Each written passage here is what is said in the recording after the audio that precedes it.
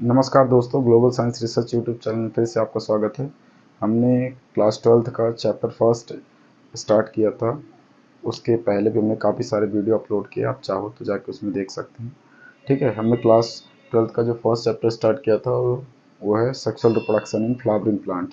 इसके अंदर हमने इसके पहले के जो पार्ट थे, जो पहले के सेक्शन थे, उसके वीडियोज अपलोड कर दिए हैं, आप जाके देख सकते हैं। आपको बहुत मज़ा आएगा। ठीक है, आज हम बात करेंगे नेक्स्ट पॉलिनेशन। हमारा चल रहा था। पॉलिनेशन के अंदर दो टाइप बताया था, एक सेल्फ और एक क्रॉस पॉलिनेशन। सेल्फ पॉलिनेशन बता दिया था, क्रॉस पॉलिनेशन बता दिया था। क्रॉस पॉलिनेशन के अंदर कुछ आउटर ब्रीडिंग टेक्निक्स हैं कि अगर हमें एक फ्लावर से दूसरे फ्लावर में पॉलिनेशन की अगर ज़रूरत पड़ रही तो ऐसा क्यों, क्या रीज़न है, क्या कारण है, तो वो आज हम आउटर ब्रीडिंग टेक्निक्स के अंदर देखने की कोशिश करेंगे। साथ ही साथ अगर हम डिजायर्ड पोलन ग्रेन को फ्यूज करवाना चाहे तो उस मेथड को क्या बोलते हैं, तो आर्टिफिशियल हाइब्रिडाइजेशन के अंदर स्टडी करेंगे। और फ्यूज करवाने से पहले हम मैचिंग करवाते हैं। जैसे आप देखोगे, शादी करवाने जाते हो तो आप दूल्हे और दुल्हन की कुंडली वगैरह मैच करते हो, तो यहाँ पे भी हम क्या करवा रहे हैं, कुंडलियाँ मिल रही कि नहीं मिल रही, यहाँ पे भी हम पोलन ग्रेन वगैरह मिल रहा है कि नहीं मिल रहा है, वो मैच करवाने के लिए हम पोलन पिस्टल इंटरेक्शन करवाएंगे। ठीक है, तो चलिए देर ना करते हुए टॉपिक पे एंट्री करते हैं। सबसे पहले दिया हुआ आउटर ब्रीडिंग टेक्निक्स। तो ये टेक्निक है क्या, एक तरीके से सेक्सुअल रिप्रोडक्शन को अवॉइड करना। ठीक है, या कह लो कि हाँ, सेल्फ पॉलिनेशन की मीटिंग को अवॉइड करना और क्रॉस पॉलिनेशन को एनकरेज करना, यही है आपका आउटर ब्रीडिंग टेक्निक्स। ठीक है, अगर हम इसे टेक्निकल टर्म में देखें तो flowering plants have develop many devices to avoid या discourage self pollination and to encourage cross pollination is called outer breeding techniques. ठीक है, ये outer breeding device. There are some devices in plants. अगर इन devices की बात करेंगे तो आपको 5-6 टाइप की डिवाइस मिलेगी। एक जिनमें सिंगल फ्लावर, उसे यूनिसेक्सुअलिटी या उसे डिक्लिनी बोलते हैं। दूसरा आप देखोगे सेल्फ स्टेरिलिटी, जिसमें वो इनफर्टाइल हो जाते हैं। तीसरा आप देखोगे हार्कोगेमी। ठीक है, तीसरा अगर देखोगे तो हार्कोगेमी, जिसके अंदर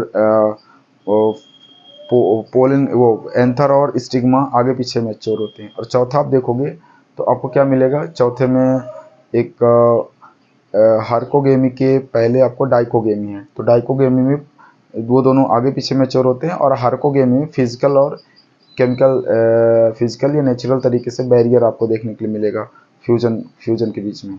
और एक आपको सेल्फ स्टेरिटी, ये तो बता दिया आपको। ठीक है,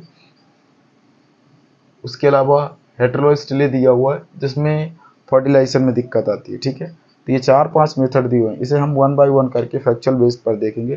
तो सबसे पहले दिया हुआ डिक्लिनिंग। डिक्लिनिंग में कहा गया है कि देखिए, आपका प्लांट्स जो है वो दो तरीके की कैटेगरी का होगा, एक मोनोइसियस, एक डाइओसियस।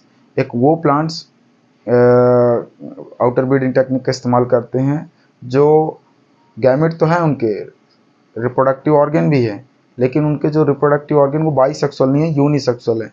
मतलब एक ही प्लांट्स में अलग अलग रिप्रोडक्टिव ऑर्गन वाले फ्लावर्स होंगे। मतलब एक में मेल होगा तो दूसरे में फीमेल होगा, इसको बोलते हैं मोनोइसियस। और दूसरे की अगर बात करेंगे तो डाइओसियस में फ्लावर में दोनों होंगे, लेकिन हो सकता है अनमेच्योर हों, या कह सकते हो कि प्रॉपर ओपनिंग ना हो तो हो रही हो। ऐसे बहुत सारी प्रॉब्लम्स है जिसकी वजह से ये फ्लावर डाइओसियस होते हुए भी फ्यूज नहीं कर पाता। देखते हैं, the plant may be monoecious और dioecious. Monoecious plant is that in which male female flowers organ या flowering organs are found on the same plant but different flower.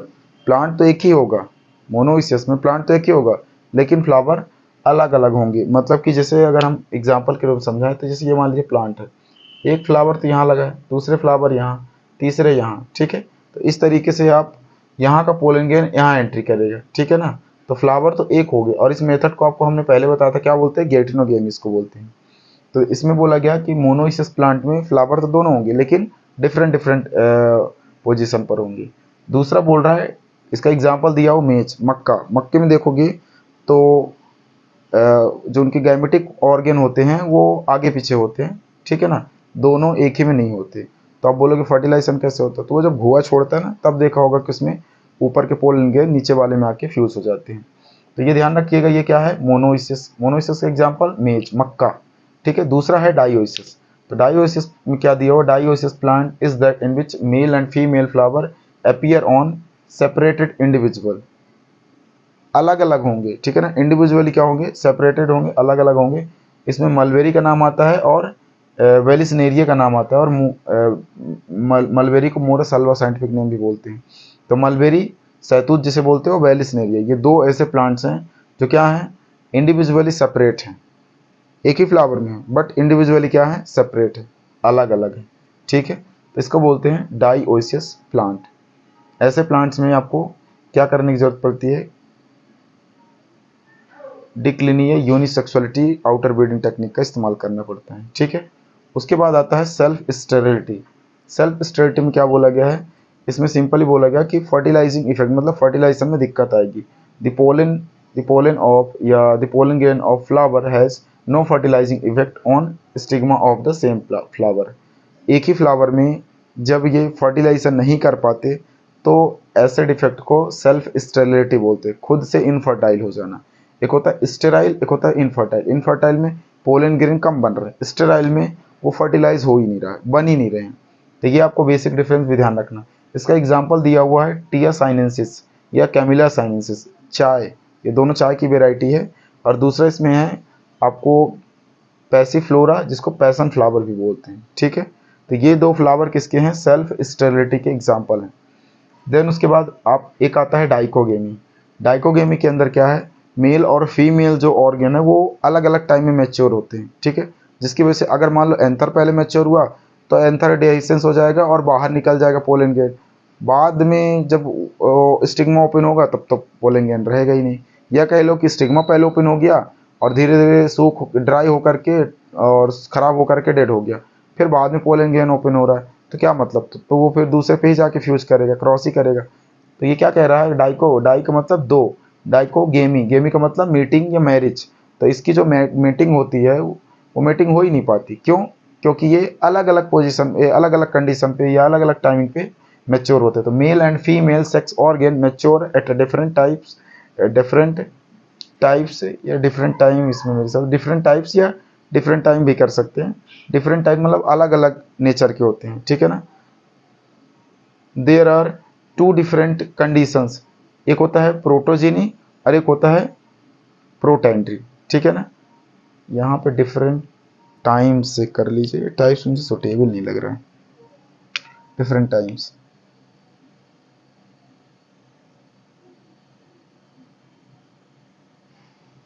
Different times, ठीक है ना। अलग अलग टाइम पे क्या होते हैं, ये मैच्योर होते हैं। पहले दिया हुआ प्रोटेंडी। प्रोटेंडी में क्या हो रहा है, इसमें एंथर मैच्योर हो रहा है अर्लियर देन कार्पेल। अब आप एंथर कार्पेल तो पता है ना, ठीक है, फीमेल वाले को कार्पेल बोलते हैं और मेल वाले को एंथर बोलते हैं। तो एंथर कार्पेल के कंपेयर में, दैट मीन्स ओब्यूल के कंपेयर में पोलन ग्रेन पहले मैच्योर हो जाते हैं, या एंथर पहले मैच्योर हो जाते हैं। यही इसका उल्टा कर दो। इसका एग्जाम्पल दिया हुआ हेलियंथस एनस, जिसको हम सनफ्लावर बोलते हैं। और दूसरा इसका उल्टा कर दो प्रोटोजेनी में, तो सिंपल है, carpel mature earlier than anther, anther से पहले कार्पेल मैच्योर हो जाएगा। इसका एग्जांपल दिया हुआ है मस्टर्ड, ब्रेसिका कंप्रेस्टिस। अब आप बोलोगे जब पहले मैच्योर हो जाता है तो फ्यूजन कैसे होता है, तो इसीलिए तो इन्हें दूसरे प्लांट्स का इस्तेमाल करना पड़ता है या दूसरे फ्लावर का इस्तेमाल करना पड़ता है। सबसे बड़ी प्रॉब्लम यही है, इसीलिए तो हम आउटर ब्रीडिंग टेक्निक्स का इस्तेमाल कर रहे हैं।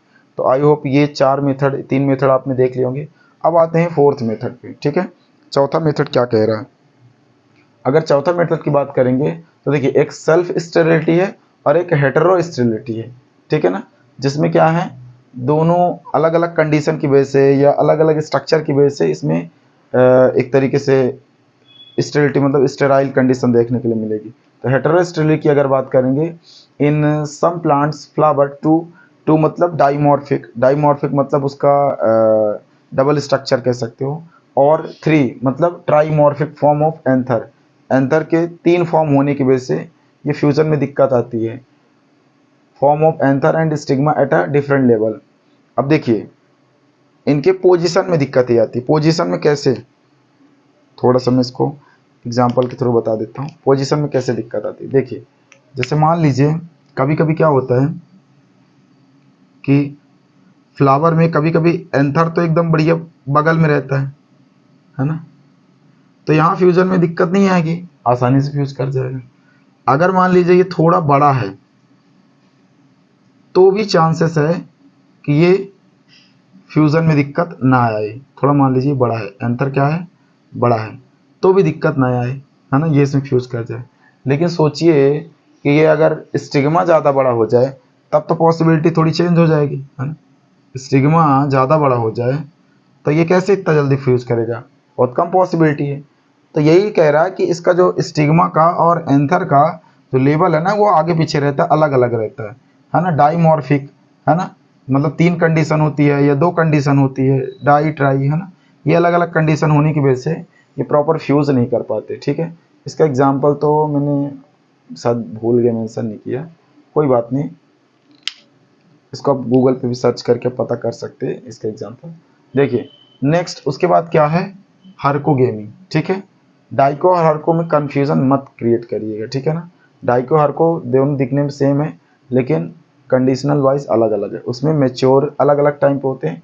और इसमें क्या हो रहा है, देखिए एक में लेबल है और एक में मेच्योरिटी है, इसमें लेबल की बात किया हुआ है।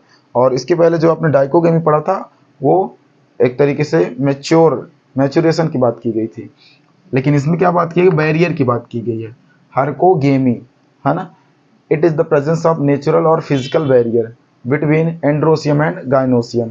अब इसमें दिक्कतें क्या आ रही है, एंड्रोसियम मतलब एंथर, गाइनोसियम मतलब कार्पेल या ओब्यूल।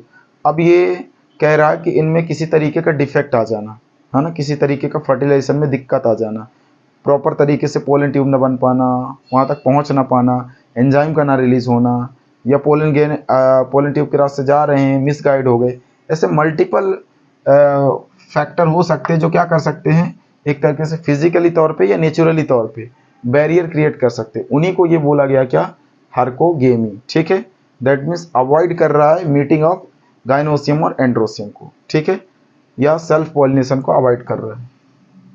अब इसके एग्जाम्पल की बात करोगे तो कैलेट्रोपिस स्टिना, ठीक है ना, स्टिग्नुई, ठीक है ना, कैलेट्रोपिस स्टिग्नुई, ये इसका क्या दिया हुआ है एग्जाम्पल। ठीक है, तो ये आप ध्यान रखिएगा इसके मेथड में। उसके बाद हम बात निकल के आती है, नेक्स्ट टॉपिक आता है pollen pistil interaction. I hope इसके पहले वाला आपने देख लिया होगा, वो समझ में आ जाएगा, इजीली है। अब थोड़ा सा दिमाग लगाएंगे और साथ ही साथ 2-3 बार वीडियो को देखेंगे, रिवाइज हो जाएगा। उसके बाद आता है दूसरा हमारा टॉपिक पोलन पिस्टिल इंटरेक्शन। इसके नाम से क्लियर है, पोलन पिस्टिल इंटरेक्शन। इंटरेक्शन मतलब मीटिंग करवाना, जान पहचान करवाना, है ना, एक तरीके से वो उसी का पार्ट है या नहीं उसे इंट्रोड्यूस करवाना। इंटरेक्शन मतलब इंट्रोड्यूस करवाना। ठीक है, अगर हम बात करें पोलन पिस्टल इंटरेक्शन की तो इसमें सिंपल पोलन ट्यूब को, पोलन ग्रेन को स्टिग्मा में अटैच करवा के या एंट्री करवा के वहाँ से केमिकल रिलीज होता है, वो केमिकल आइडेंटिफाई करता है ना, एक तरीके से केमिकल रिकॉग्नाइजिंग प्रोसेस चलती है। और जैसे ही पहचान गया तो एक्सेप्ट कर लेता पोलन ग्रेन, क्योंकि बहुत सारे पोलन ग्रेन बहुत सारे प्लांट के उड़ उड़ के जाते हैं ना क्रॉस पोलिनेशन मेथड से। तो पता चला कि अगर हम उसी प्लांट्स का नहीं आया दूसरे प्लांट का आया तो क्या एंट्री थोड़ी दे देंगे। जैसे मान लीजिए आपके घर के मेंबर को आप पहचानते हो, अगर घर के मेंबर के अलावा या रिश्तेदार के अलावा कोई दूसरा एंट्री करता है तो आप क्या करते हो, मना कर देते हो, ये कौन हो आप, परिचय वगैरह पूछते हो, है ना। या रिश्तेदार कोई ऐसा आता है तो उससे जान पहचान करते पूछते हो। तो ये भी क्या कर रहे हैं, ये पूछ रहे हैं, क्योंकि बहुत सारे ऐसे same to same pollen grain दिखने जैसे कन्फ्यूजन क्रिएट करते हैं। ठीक है ना, आपके घर में बहुत सारे ऐसे रिश्तेदार आते होंगे, कहते होंगे कि हम आपके फलाने के फलाने रिश्तेदार हैं, ठीक है ना। और घर में मान लो कोई जान पहचान वाला ना हो, बड़ा छोटा बच्चा हो और वो पहचानता ना हो, कभी देखा ना हो, तो चलो वो सोचेगा हो गया, हो सकता हो कोई रिश्तेदार, एंट्री करवा दे। इसीलिए सही आदमी को एंट्री करवा रहा है, दैट मीन्स कि सही पोलन ग्रेन को एंट्री करवा रहा है कि नहीं, इस बात को चेक करने की जिम्मेदारी किसकी होती है, पोलन पिस्टिल इंटरेक्शन की। ठीक है, कि पोलिनेशन से पहले या फ्यूजन से पहले या एंट्री करने से पहले सही पोलन ग्रेन को एंट्री दे रहे हैं या नहीं, कहीं ये गलत को तो नहीं दे रहे हैं। तो अगर आप बात करेंगे इसके अंदर तो it is a process in which pistil interaction या रिकॉग्नाइज कंपैटिबल या incompatible pollen grain through the interaction of chemical compounds produced by them is called pollen pistil interaction. ठीक है, अगर आप बात करोगे तो केमिकल कंपाउंड्स का इस्तेमाल करके ये कंपैटिबल पोलन गेन को रिकॉग्नाइज करते हैं। ठीक है ना, क्या बोला, रिकॉग्नाइज कंपैटिबल और incompatible pollen grain use of chemical compound बाया या थ्रू इंटरेक्शन। ठीक है ना, उसको बोलते हैं पोलन पिस्टल इंटरेक्शन। अगर वो मैच करेगा तो ही एक्सेप्ट करेगा, नहीं करेगा मैच तो नहीं एक्सेप्ट करेगा। यही सेम टू सेम हमारी बॉडी में भी जब फर्टिलाइजेशन होता है तो सेम प्रोसेस चलता है। यही फीमेल की बॉडी में सेम है ना, हमारी बॉडी में तो नहीं होता, फीमेल में ही होता है। तो जब हमारी बॉडी से स्पर्म एंट्री करते तो भी वो इन्हें एंट्री नहीं देता जल्दीबाजी, है ना, एज ए दुश्मन ट्रीट करता है। जब उसे पता चलता है कि हमारी बॉडी के लिए ये बेनिफिशियल है तो ही एंट्री करता है। ठीक है, तो ये ध्यान रखिएगा। It reject incompatible pollen gain by preventing pollen germination और पोलन ट्यूब ग्रोथ। जैसे ही पोलन ट्यूब बन जाती है और या पोलन गेन जर्मिनेट हो जाते हैं तो इनको ये बात आइडिया लग जाता है कि अब बाकी पोलन गेन की जरूरत नहीं है, इसे हटाओ, अवॉइड कर दो, डिस्ट्रॉय कर दो, खत्म करो। ठीक है, तो ये वही बोल रहा है कि जब इनकम्पैटिबल जो पोलन गेन बचते हैं उनको प्रिवेंट कर दिया जाता है जैसे ही नया पोलन गेन जर्मिनेट हो गया, क्योंकि उनको पता चल गया कि फर्टिलाइजेशन के लिए हमारा एक बंदा रेडी हो गया।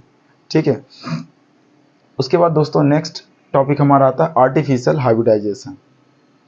आर्टिफिशियल, दो टर्म, आर्टिफिशियल हाइब्रिडाइजेशन। हाइब्रिडाइजेशन का मतलब दो ऐसे अलग अलग डिजायर्ड ऑर्गेनिज्म के पोलन ग्रेन, है ना, या अलग अलग मेल फीमेल गैमेट को फ्यूज करवाना हाइब्रिड तरीके से। ठीक है, बाय आर्टिफिशियल मेथड से, तो उसको बोलते हैं आर्टिफिशियल हाइब्रिडाइजेशन। इसको अगर डेफिनेशन तौर पे देखेंगे तो it is a crop improvement program, क्योंकि जो हाइब्रिडाइज्ड एक तरीके से हाइब्रिडाइज्ड जो क्रॉप आएगा वो एक क्रॉप जनरेशन में रिवोल्यूशन का काम करेगा, एक क्रॉप फील्ड में एक रिवोल्यूशन का काम करेगा, इसीलिए इसको बोला गया it is a crop improvement program. ये आर्टिफिशियल हाइब्रिडाइजेशन एक क्रॉप इम्प्रूवमेंट प्रोग्राम के अंदर है, के अंतर्गत आता है, जिसमें प्रोग्राम या ऑब्लिक इसे प्रोसेस भी बोल सकते हैं, in which are used of desired pollen grain fused with stigma. आप किसी डिजायर्ड प्लांट्स का पोलन गेन लो और डिजायर्ड स्टिग्मा के साथ क्या करवा दो, फ्यूज करवा दो, देन फॉर्म्ड हाइब्रिड। हाइब्रिड मतलब एक तरीके से superior plants is called artificial hybridization. ठीक है, जो उससे मिलने वाला प्लांट्स होगा सुपीरियर वेराइटी का होगा, अच्छे क्वालिटी का होगा। आप जीएमओ क्रॉप का नाम सुना होगा, जेनेटिकल मॉडिफाइड क्रॉप, वो तो जीन को सेलेक्ट करके बनाया गया। ऐसे बहुत सारे क्रॉप हम हाइब्रिड तरीके से बनाते हैं, हाइब्रिडोमा टेक्नोलॉजी का इस्तेमाल करके बनाते हैं, वो इसी के अंदर आता है। इनको बनाने के 3 स्टेप हैं, 4 स्टेप कह सकते हैं। सबसे पहले हम डिजायर्ड जो स्टिग्मा है उसे सेलेक्ट करेंगे। उसे सेलेक्ट करने के लिए क्या करना पड़ेगा, जो उसमें पोलन ग्रेन है उसे हटाना पड़ेगा, हटा लिया पोलन ग्रेन।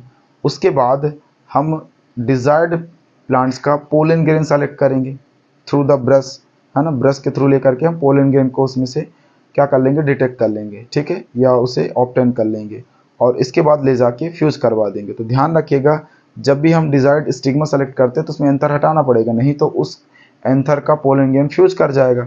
तो हम क्या करते हैं, डेहिसन से पहले एंथर को रिमूव कर देना। तो it is a process in which removal of anther from bisexual flower.